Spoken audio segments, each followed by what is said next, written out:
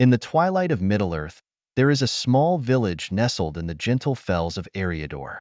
This village, known simply as Escarwin, was not marked on any grand parchment maps, nor was it sung about in the great halls of gleaming cities like Gondor.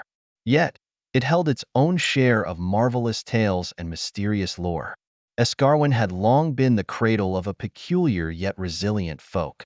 The villagers kept eyes on their humble lives and each other, living in wards against the mischiefs and wicked creatures of the world. Among these villagers was an old smith named Borin, a man bred from a line of gentler folk, but toughened by years of labor. One chilling evening, when the wind shivered through the gaps in window panes and the creaking walls of the villagers' cottages, Borin sat in his small drawing room. There, the intricate tools of his trade lay scattered across a table. He was tending to a wound on his hand with some fresh linen and humming an old tune to ease his spirits. The dim light of the hearth threw flickering shadows, giving the room a slightly queer ambience. As he occasionally stroked his thick beard, his gaze fell upon a marvelous sword that he was crafting. The blade was not yet complete, but its gleaming metal held the promise of great deeds. Borin was no ordinary smith. He had once been a soldier of high ranks, charged with guarding the borders of the Shire. Old habits wore off slowly, and though he had laid down his arms, he couldn't quite shake the feeling that danger still lurked on the edges of his peaceful life. Suddenly, there was a cracking noise from the front door, followed by a heavy snort. Borin stood up, his eyes clept wide in surprise. Upon opening the door, he found a hobbit named Griffo Smallburrow, wet, cold, and looking quite poached. Griffo scowled at the weather as he stepped inside. "Good supper to you, Borin," Griffo said, rubbing his hands together.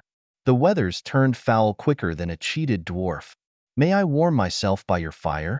Borin nodded and motioned Griffo to the hearth. He fetched some scones and ale from his modest larders, placing them on a small table before the hobbit. "What brings you here this night?" Borin asked, taking up a poker to stir the fire. Griffo took a bite of the scone and washed it down with a gulp of ale.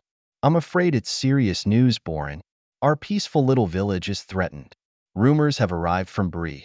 Raiders from the north are scuttling about, stealing livestock, taking plunder, and even attacking wayfarers." Borin's usually placid face grew grim. He had hoped those days were behind him, but it seemed trouble was reviving like a bad dream. "We must warn the village. But first, let's sit by the fire and mend our tired bones with ale and scones, and plan our course of action." The two stayed up late into the night, huddled together near the fire. Plans were made, and by dawn, Borin and Griffo were marching toward the center of Escarwin. The village lay in a valley, surrounded by high cliffs and dense woods that echoed their footsteps, humming with hidden life. They called a gathering in the village square, where villagers huddled in groups, whispering in fearful tones.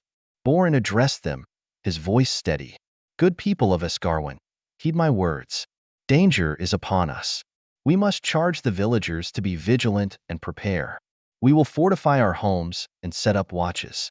No raiders will catch us unaware." The villagers, who were bred on stories of ancient heroics and peaceful lives, found strength in Borin's leadership. They fortified their homes, storing supplies in their larders and preparing for what might come.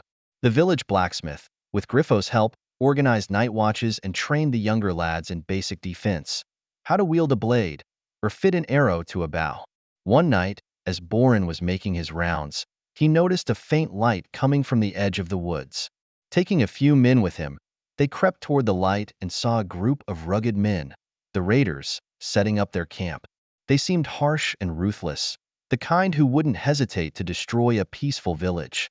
Borin made a silent motion, and his small band moved abreast, slowly approaching.